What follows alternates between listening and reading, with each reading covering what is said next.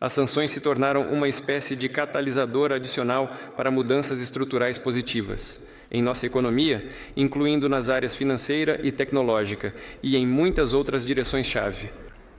Sei que agora, nos círculos empresariais e de especialistas, está sendo ativamente discutida a questão de o que acontecerá a seguir com as sanções ilegítimas contra a Rússia. Se serão retiradas de nossas empresas, cidadãos, se serão mantidas, reforçadas e assim por diante. Eu, estimados amigos e colegas, proponho partir das seguintes considerações.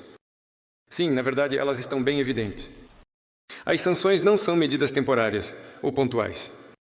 E, independentemente de como a situação se desenvolva, qualquer que seja o sistema de relações internacionais, nossos concorrentes sempre terão a intenção de conter nosso país, enfraquecer suas capacidades econômicas e tecnológicas. Além disso, se antes as chamadas elites ocidentais tentavam dar a essa oposição alguma aparência de decência, agora parece que não precisam mais se envergonhar. E não pretendem se envergonhar. Eles não apenas ameaçam regularmente a Rússia com a imposição de novas sanções, mas também produzem esses pacotes um após o outro. O Ministério das Finanças calculou. Posso dizer com confiança, Agora, vou dizer 595 sanções contra pessoas físicas e jurídicas. Isso é mais do que todas as sanções contra todos os países contra essas sanções foram impostas. É maior. Mesmo que isso aconteça.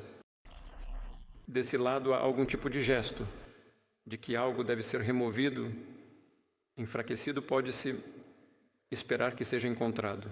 Outra maneira é pressionar. Colocar algum tipo de raio nas rodas. Como foi o caso da famosa emenda Jackson-Vanik. A União Soviética, contra a qual se travava a guerra na época, não existia mais. E nas relações entre a Rússia e os Estados Unidos da América, houve tempos muito bons, os melhores possíveis, mas a emenda continuava em vigor. E quando parecia que a tinham cancelado, na verdade, apenas a substituíram por outro ato restritivo contra a Rússia. O atual novo estágio de desenvolvimento no qual o mundo inteiro entrou, toda a economia mundial, a competição global, se intensificou e está se tornando cada vez mais sofisticada e, ao mesmo tempo, implacável. Assim, literalmente diante dos nossos olhos, uma nova espiral de rivalidade econômica está se desenrolando. E nessas condições é até constrangedor lembrar das normas e regras da Organização Mundial do Comércio, que em tempos foram ativamente promovidas pelo Ocidente. Naquela época, quando essas regras eram vantajosas para eles. Quando deixaram de ser vantajosas, tudo começou a mudar imediatamente. E tudo está emperrado, todas essas negociações. Ou seja, na verdade, ninguém precisa delas. É evidente, e já disse isso várias vezes, que como era antes, não será mais. Não vale a pena esperar por total liberdade de comércio, pagamentos e fluxos de capital. Assim como não se pode contar com os mecanismos ocidentais de proteção dos direitos dos investidores e empresários. Sim, como disse agora Alexander Nikolaevich, foi exatamente com isso que comecei. Proteção da privatização, proteção dos direitos dos adquirentes de boa-fé. Vocês conhecem a minha posição. Lá, tudo está emperrando, mas vamos conseguir resolver esse problema de uma vez por todas. Ou seja, o que eu quero dizer? Nós temos. É preciso admitir que mesmo antes esses mecanismos funcionavam com dificuldade, quero dizer, os propostos, por nossos parceiros ocidentais, assim chamados. E agora nem se fala. As máscaras, por assim dizer, caíram, ficou evidente para todos. O valor dos diversos altos tribunais nas capitais europeias, as jurisdições ocidentais, para as quais muitos se esforçavam para se esconder. E para lá, enterrar algo discretamente. Agora nada disso existe. Não há nada. Nenhuma jurisdições seguras não existem. Nessas condições é importante que os negócios russos demonstrem flexibilidade, buscar e explorar novos mercados, desenvolver suas próprias soluções tecnológicas e estabelecer cooperação com parceiros confiáveis. E há muitos assim no mundo. Mas aqui os governos da nossa região, claro, devem e estão oferecendo o apoio necessário. Da minha parte, farei tudo para apoiar esse processo.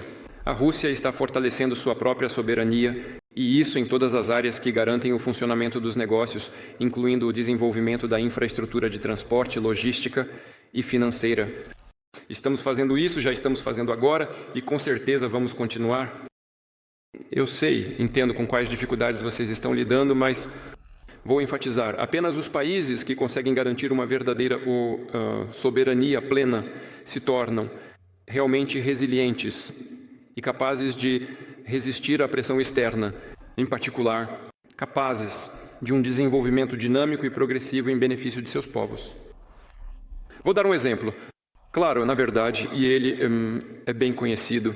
No entanto, aproveitando a situação, vou falar sobre isso mais uma vez. Vemos como a maioria dos países europeus perderam sua soberania. E como resultado, eles enfrentaram sérios problemas tanto na economia quanto na área de segurança. No que diz respeito à economia, todos eles têm taxas de crescimento próximas de zero ou até mesmo estão entrando em recessão. E, ao contrário, os países do BRICS e aqueles estados que desejam participar da nossa União entendem os benefícios de unir potenciais. Nos últimos anos, eles têm sido os líderes do crescimento global. Estabelecem um alto padrão de dinâmica econômica. Bem, lembro, e só lembrando, em 2024 o crescimento do PIB da zona euro foi 0,9%. Grandes 7. Por que ela é grande? Não está claro. O que tem de tão grande? Onde quer que você olhe no mapa, não se vê ninguém. Pois é, só que esse 7 tem uma dezena de crescimento. E o BRICS, na Rússia, 2 anos seguidos. E no passado e no antepassado. Sei, agora eu vou falar sobre isso. Claro, isso. Aliás, vocês mesmos se aplaudiram. Esse é o seu resultado. Vou aplaudir vocês. Obrigado.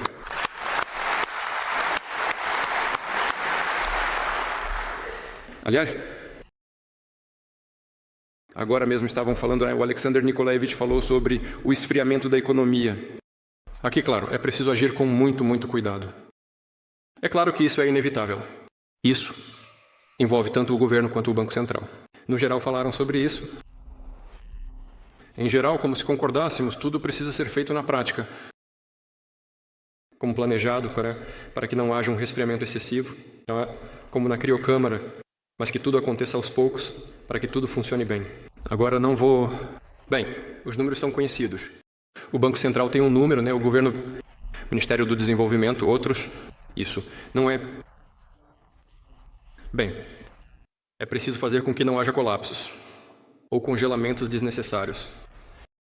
É uma questão delicada. Mas espero que isso funcione.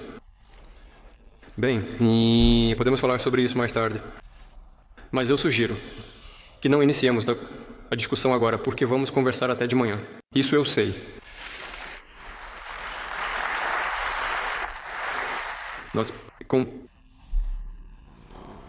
Com Maxim Stanislavovich Oreshkin, ou hoje, a que horas nos separamos? Às 2 horas, Às 3 horas da manhã. Então, realmente, vamos conversar até de manhã. Espero que nós ainda vamos seguir por esse caminho. Vamos com cuidado e vamos alcançar o resultado que precisamos. Mas o desaparecimento do chamado domínio ocidental está vindo à tona. Novos centros globais de crescimento. Isso é uma tendência de longo prazo. Isso é o que eu quero enfatizar. Sim, claro, nós entendemos todas as vantagens dos nossos chamados parceiros ocidentais. Altas tecnologias, organização da produção. Tudo existe, isso é verdade. Eles conseguiram muito, devemos respeitar isso. E devemos pegar o melhor, mas não copiar. E é preciso entender que as taxas de crescimento em várias regiões do mundo são estáveis. Vão durar por décadas. E o que aconteceu, devido a uma série de circunstâncias, foi que tivemos, aliás, não por nossa culpa, uma certa reorientação. Talvez isso seja até bom. Estamos nos reorientando para mercados globais promissores. E o que precisamos, nós ainda vamos conseguir. E, claro, Essa tendência de longo prazo vai continuar. Ela será apoiada, entre outras coisas, por a plataforma de desenvolvimento do BRICS, que está sendo formada agora. Ela abrangerá os componentes de recursos, tecnologia, pessoal, financeiro, comercial e de investimento. Além disso, em um nível fundamentalmente novo, com a inclusão de soluções digitais modernas, o que torna a plataforma o mais eficaz e livre possível da intervenção negativa de fora. Eu realmente espero que as empresas russas participem ativamente desses projetos conjuntos com os nossos, os parceiros do BRICS de Pavel e seus futuros membros. Prezados colegas, há mais uma questão importante que preocupa as empresas nacionais. Refere-se às relações da Rússia com países estrangeiros. Quero falar sobre isso mais uma vez. Estamos falando sobre o retorno de empresas estrangeiras, sobre o possível retorno de empresas estrangeiras que saíram do nosso mercado em 2022. Sim, e mais tarde. Já mencionei que o negócio russo aproveitou essa oportunidade de forma inteligente. Ocupou os nichos de mercado que estavam disponíveis, investiu recursos, criou empregos e dedicou bastante tempo e esforço ao desenvolvimento de tecnologias. Sim, agora essas empresas que saíram sobre... Alguns vão voltar, sabemos disso. Agora, não vou entrar em detalhes para não atrapalhar nada. Mas nossas empresas, que ocuparam o lugar delas, estão em diferentes estágios do ciclo de investimento. Alguém já fez investimentos, estabeleceu a produção, enquanto outros estão apenas no início dos projetos e estão iniciando a construção, apesar da alta taxa de juros. E, claro, não temos o direito de comprometer esses planos, de anular os esforços e recursos investidos. Os interesses das empresas russas, das indústrias e de seus funcionários sempre serão nossa prioridade. É exatamente a partir dessas posições que vamos considerar a questão do retorno dos negócios estrangeiros ao nosso mercado. Quero destacar que, entre as empresas estrangeiras que saíram da Rússia sob pressão política, das chamadas elites de seus países, há aquelas que mantiveram o pessoal, as tecnologias e transferiram a gestão para a administração russa. Na verdade, eles continuaram a operar no nosso mercado, mas sob outra marca. Entendemos que esses investidores, muitos arriscaram, poderiam enfrentar uma reação negativa por parte de seus governos, mas eles fizeram uma escolha independente e responsável. E, sem dúvida, respeitamos essa escolha e teremos consideração por esses nossos parceiros. Mas houve também outras empresas que de forma demonstrativa bateram a porta e quiseram vender seu segmento russo. Cheirinho. Aliás, muitas vezes com um grande desconto. Comi em japonês. Foi exatamente isso que fizeram. Ou, pior ainda, começaram a sabotar as atividades. E assim, colocaram em uma posição vulnerável equipes inteiras de seus clientes, fornecedores e contratados russos. Aliás, essas empresas são bem conhecidas para nós. Neles, nós fomos forçados a introduzir uma gestão temporária. Entendo que alguns proprietários ocidentais ficaram assustados, não encontraram forças para desafiar suas autoridades políticas. É exatamente isso que explica o comportamento deles. Mas no caso de quando o vento mudou, eles ainda deixaram para... Escale você mesmo. Previmos uma opção. Peço ao governo que acompanhe de perto essa situação e transações semelhantes, para evitar uma situação em que os proprietários vendam seus negócios na Rússia por um preço de banana, basicamente deixando-os por conta própria. Destinos e agora querem recomprar o ativo. Mas pelo mesmo preço modesto. Assim não deve ser. Assim não pode ser. A situação do mercado já é diferente. As empresas se fortaleceram, aumentaram sua capitalização e agora têm um valor diferente. Portanto, é óbvio que cada uma dessas transações exigirá uma análise separada e cuidadosa. Gostaria de repetir mais uma vez. Nós não expulsamos ninguém. Quem saiu do nosso mercado tomou essa decisão por conta própria. Sob pressão das elites de seus países, sem pressão, isso não importa mais. De qualquer forma, estamos falando de empresários experientes, que calcularam os riscos e entenderam as consequências de suas ações. Se os nichos das empresas ocidentais já foram ocupados pelos negócios russos, então, como eu disse antes, o povo costuma dizer, o trem já partiu. Não haverá privilégios nem preferências para os que estão voltando. Ao mesmo tempo, a Rússia continua sendo um país aberto. Quem quiser voltar, por favor, que volte em condições de concorrência, no âmbito nosso, o campo jurídico. Peço ao governo que atualize a lista de empresas estrangeiras que interromperam suas atividades na Rússia e também que desenvolva um procedimento para a aprovação do retorno delas, com garantias obrigatórias de condução de negócios de boa-fé e responsabilidade em nosso país. Mas esse processo, claro, deve ser o mais transparente possível. Prezados colegas, a Rússia está implementando planos de desenvolvimento de longo prazo em grande escala, lançando grandes infraestruturas, projetos industriais e de transporte, explorando vastas e únicas regiões do Extremo Oriente, Sibéria, Ártico e outras áreas do nosso país e fortalecendo conexões mutuamente benéficas com a esmagadora maioria dos países do mundo. Atualmente, o principal desafio para a economia nacional é a transição para uma trajetória de crescimento equilibrado. Quero enfatizar isso. Precisamos garantir uma dinâmica qualitativa e intensa no setor real por meio da modernização das produções e do aumento da produtividade do trabalho. E é melhor, claro, se isso for feito, não de maneira intensiva, mas com a ajuda da implementação de novas tecnologias. Aumentar a produção de bens e serviços em uma ampla gama, formulando uma economia de ofertas. Ao mesmo tempo, é importante evitar o desbalanceamento de setores específicos e distorções nos principais macroparâmetros. Nossa tarefa mais importante. É necessário conter a inflação, garantir um baixo índice de desemprego. Sobre isso, é uma tarefa conjunta. É uma tarefa conjunta tanto das autoridades quanto do setor empresarial. Não apenas das grandes empresas que estão unidas na RSPP, mas também das pequenas e médias.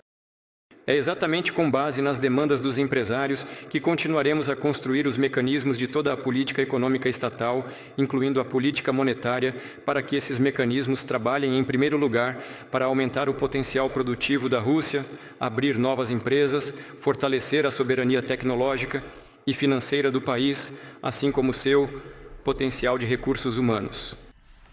O governo está agora preparando o plano correspondente de medidas adicionais.